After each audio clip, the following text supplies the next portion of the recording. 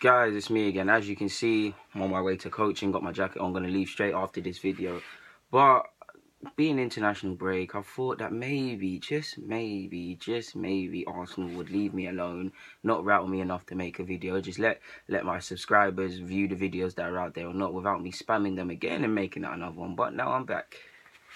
I tried to keep quiet, and I tried to ignore it, guys. But Santi Cazorla has not been named in the Premier League side. That means he can play Europa League, he can play in the, I believe he can play in the League Cup fixtures, FA and League Cup, Carling Cup, whatever it's called now, but he cannot play in the Premier League.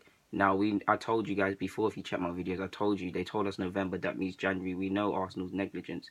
This isn't anything new. We know it's the result of Wenger. Kept him on against Norwich, kept him on against Ludogorets. This is baffling now for many reasons. Okay, firstly, we know how much we've missed Santi without him. You're seeing no one in the midfield trying to take a risky pass, trying to dominate games. The fluidity, whether it's receiving off the centre backs or hitting it over the top. Ozil misses him, Santi misses him, even Iwobi misses him, the whole side misses him. And it's both testament to how good of a footballer he is, that at 31, 32 a team loves him, but it's also testament to how negligent this club is, that a 32-year-old with a long-term injury is in the last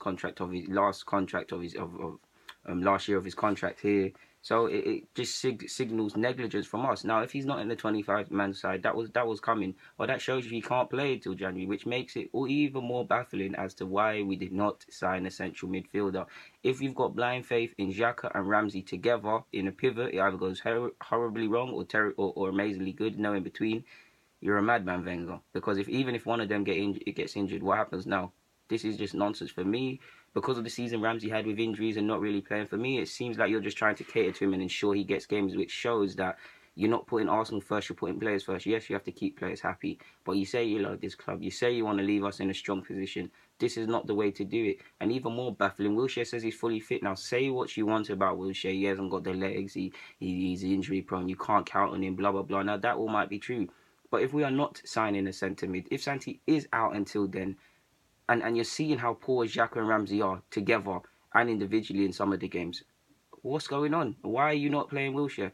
I keep saying it. You guys have, obviously Oxford is not at the club no more, but you guys that have been watching me for over a year now have seen me constantly say, just give Ox a chance as centre mid, go 4-3-3, give Ox a chance as centre mid. He could not have been any worse than Ramsey.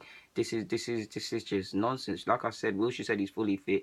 So what are we doing? What are we doing? This pivot is not good enough. I would love to be here in May next year and looking at this video like, oh, Deludi, you're talking nonsense, and you say you know football. I would love to go and win the league and sit and watch this video and laugh with you lot, let you lot banter me. And a part of me hopes that's true, but I don't believe that for a minute. You guys know I speak the sense. I don't pull punches. I mean, I don't hold my words if I say what I feel. And that's what I feel. You can't really say that Ramsey and Xhaka is not good enough together. Xhaka, I've got a lot of time for. He needs to pattern a lot of edges out of his game, and 3 mistakes he should have been dropped for that. But Ramsey is just running around doing nonsense. Even Wales yesterday, just running around doing nonsense. He put a shift in defensively a bit more than he does at Arsenal, but just running around. This is not someone that, I like Ramsey. I really like Ramsey. I believe he's got a lot to his game, but he shows no willingness to want to put the team's collective first consistently. He just wants to run around and be a forward. So let's just let him go to a team, or we should have just let him go to a team that will let him do that, where they play less fluid football. Let him do that, because it's now time to put the club first. The Arsenal fans do not deserve this. We have been sitting here with this nonsense, like, Wenger, forgive me, like, you know how much I like Wenger, but you're actually an idiot now. You're actually an idiot if you believe that this pivot is good enough. Like, just because they showed up against City in the FA Cup and they showed up against Chelsea in the final does not mean it's good enough. Like I said, that's all fine in games because we turn up for 5 games out of 38, so that's all good. But collectively, it's not good enough. It's not. Like, why did you not buy a centre mid? Why are you not playing Wilshere if he's fully fit, regardless of what people say about him? Why did you not give Oxlade a chance? Why are you just catering to Ramsey's needs? Favoritism. It used to be Theo. You've kind of fallen out with love of Theo. Now it's just Ramsey. We've seen how much you'll force Ramsey into the side, even if he has to play on the flanks. Personally, of course, he's not used. His best position is not on the flanks. But right now, because of the lack of protection we get and things like that, if he's going to get into the side, I'll play him on the right purely because just to fit him in the side, he's not going to mess around with the balance and things like that. And yeah, man, he'll keep it very rigid because he's not a winger. Blind faith once again in silly players. God forbid, and I really hope God forbids. What happens if Jack or Ramsey gets injured? It's back to them Carling Cup pivots, isn't it? Maitland-Niles is really Maitland-Niles. If I was you, you guys know how much I love Maitland-Niles. I've got time for him. Maitland-Niles, if I was you, I believe your time is honestly coming. Whether it's in the middle of the park or it's at right back, because we've seen Oxford, your time is coming. We don't know what we're doing. Like, we have players in the first team for no reason. Rene Adelaide, there was talk of going on loan. Yes, there's a case to go on loan. Bolton. But why we promote these players and then we just let them train? Play them, man. Because we're stagnating players, man. We just Wenger, what are you doing, man? And we might as well move to the other subject. Ozil, I think yesterday, he's been here for 5 years now. He actually had an emotional post. He go and check that on his Instagram. I'm not going to go into details, but the key part for me is that he said personally he doesn't know where his career will be after this year, but he'll continue to do his best or some nonsense like that in his 5th year for Arsenal. What does that show? This is a man who said he's going to sign a new deal when he comes back from China. Personally, I'm at the point now where I don't count on Alexis and Ozil. Yes, they're great players, but they're not going to be here for a year, so I don't count on them. I'm not going to cheer them. I don't care if they score or assist. I want players that are here. Bellerin as well, he don't want to be here. He wanted to go Barcelona. Mustafi, if it's true about Inter Milan, I don't want players that don't want to be here. Like, I really don't like this squad. I really don't even like this club right now. Like, it's really hard to support this club. I'm stuck between a rock and a hard place because I can't leave. But it's just incompetence. Ozil's been here for 5 years. You still haven't built a side around him. I'm not going to go into details. You haven't built the side around him. You didn't get the DMs. You didn't get the... How long did it take you to get pacing behind in Lacazette and things like that? Selling players short. Look how long it took to get a defensive mid. It took Coquelin coming back from Charlton and even Flamini coming back on the free transfer, which we applauded at the time, which shows how desperate Arsenal fans are. I was thinking about the other day as well, off topic.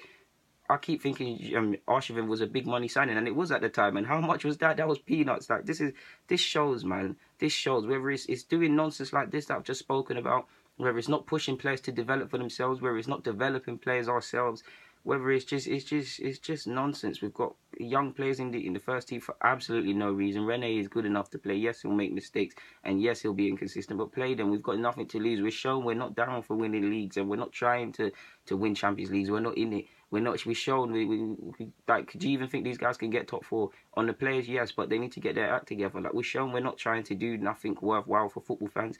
So I'm at the point now. Play people that want to be here. Play the kids. I'll wait 3 more years. I've waited a long time, man. Shit, I went through secondary school out winning nothing. I just want to see players that want to win stuff. Of course, I want to win stuff instantly, but it's not going to happen because we're not going to do what's required. Like, it's just... And we've got no respect for defending. Like, the less said about this, the better, man. I mean, Arsenal just find ways to pee you off even when they're not playing. It's really hard supporting this, man. And credit to everybody that keeps their faith, man, because it is very hard supporting a club that does not support you, does just constantly spits in your face, that honestly could not care if we win or lose. Like, it's got to get worse. But I'm at the point, it's got to get terribly worse before it gets better. This whole thing has to burn now. I don't want it to, and I'm saying that with a very heavy heart. Who wants to see their club burn? But it has to happen now. Maybe that way, if it becomes less profitable, people sell clubs. If it becomes less profitable, these elites and Prosecco and prawn cocktail sandwich folks leave the club, man, because this club does not reflect the working class person, does not reflect the people that wait all week for their team to play, does not respect the season ticket holders, does not respect the actual people at the grassroots, at the face, the value level. It respects these corporate people that get free tickets and sponsorship deals and, like I said, Prosecco and prawn cocktail sandwich folk. I've got no more to say on this club. Honestly, this is not... I don't know why I keep bringing out vids. Like, it's actually not worth my time, effort, or breath. Like, this club, it's got to the point. Young players, they're not going to make it here. Even all the young players I think are hard, they're going to be hard, but not here. So I just support them in whatever they want to do. The players that are here that are good, they don't want to be here. Players that are bang average don't want to be here. There's divisions. Like, I really hate this. Like, I really hate this. It's too much like Elton John at this football club. It needs to be more of a 50 Cent, more aggressive, more hunger and things like that. It's no disrespect to Elton John. He's just a nice person and he's a damn right good musician. But to illustrate the point, I had to say that it's too nice. It's too much of a bubble and I can't wait until it bursts. I'm at that point. The whole thing just has to burn to the ground now. Everyone and everything in it just has to burn. Guys, the Lagoon, I'm signing out. I'm going to be late. Let me get out of here. I'm out. Bye.